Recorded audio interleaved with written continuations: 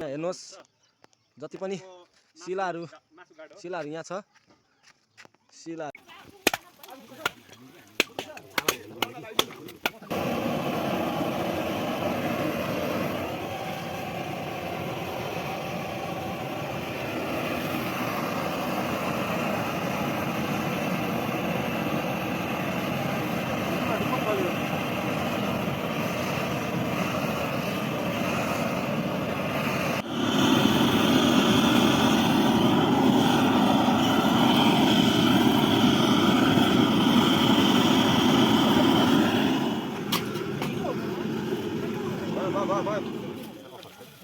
र यहाँनिर चाहिँ भैँसीलाई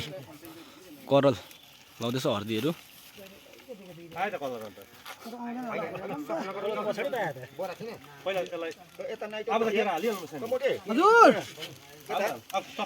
यस यस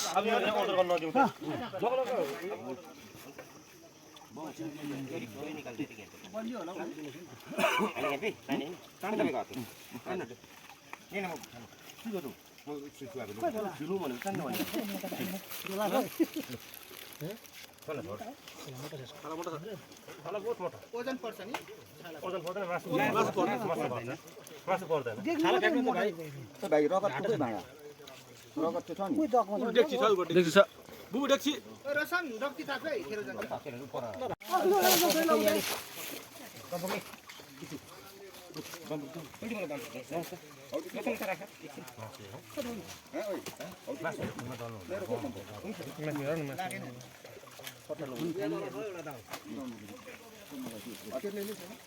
रक्ति कसले भनेको छैन सब फ्याँकिसक्यो यता यहाँ मुख थापेको मलाई हान्न कि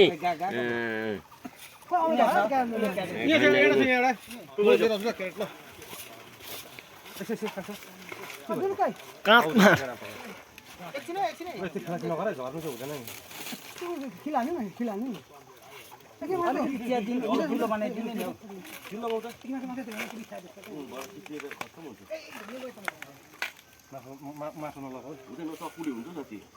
भाइ मासु काट्नु न मासु बस हुन्छ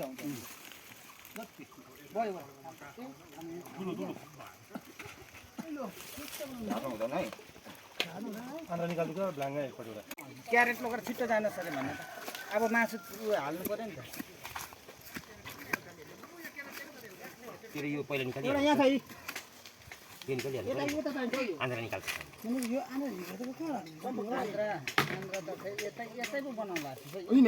यो खाली भइहाल्छ नि त यो खाली हुन्छ भाइ कुन बनाऊ आन्द्रामा तपाईँ बस्नु यी बनाउनु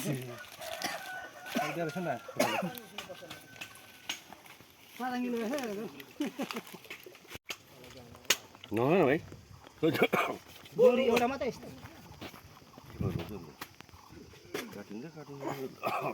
भाइरल बनाइदिन्छु नि त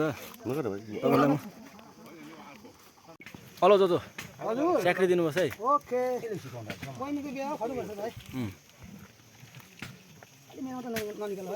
तपाईँलाई मात्रै निकाल्छु नि मासुमा दलिन्छ नि भयो मासुमा दलिन्छ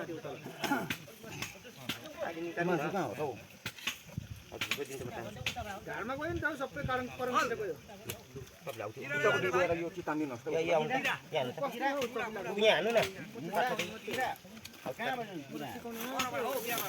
किरा बनाएन नि भाइ बनाएर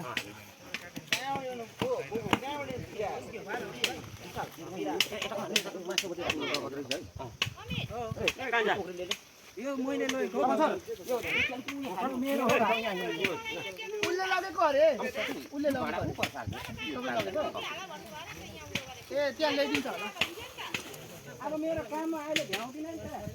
त्यो कोही गएको अरे हौ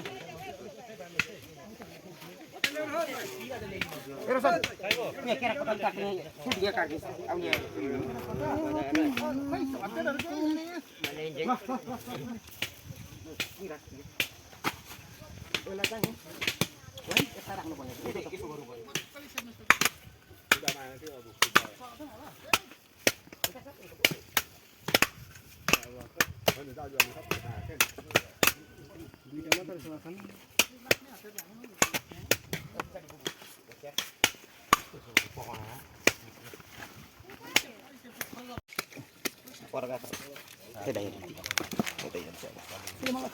नि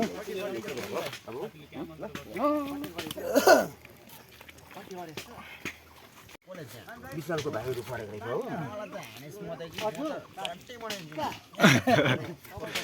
दाउ छ खुकुरी छ मलाई चाहिँ छुएस मात्रै नि अब यहाँ काट्ने चाहिँ काटिरहेको छ देख्न सक्नुहुन्छ यहाँ चाहिँ हाम्रो आन्द्रा भुँडी केलाउने बाहिरबाटै मगाएको हो अहिले हेर्छु यो फोटो देखाउँदै तु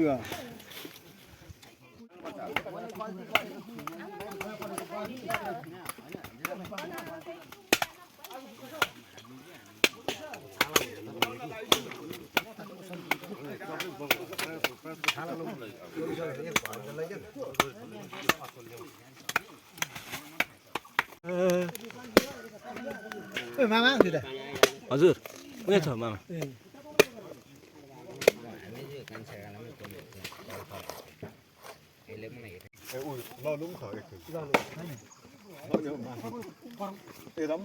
बिस्किट जस्तो भइरहेको छ है माछा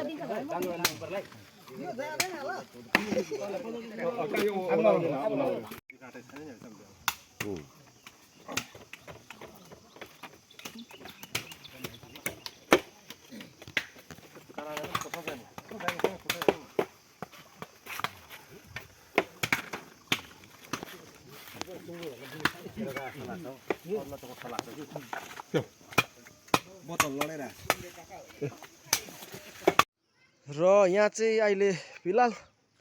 छालालाई चाहिँ यसरी रडमा हालेर सुकाउनु जाँदैछ र यहाँ हेर्नुहोस् जति पनि शिलाहरू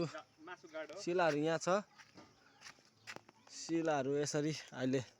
यसरी राखेको छ शिलाघाट चाहिँ अहिले यहाँनिर माकुन्दे परेको छ मासु चाहिँ के को मामा माकुन्दे परेको शिलामा मासु के हो यही हो मासु मासुको नाम के हो मासुको नाम बफेलो हो ल यति नै छ है गाउँहरू देखो उदोको गाउँ नजाराहरू त हेर्नु सक्नुहुन्छ यस्तो छ है अहिले हाम्रो गाउँको हाम्रो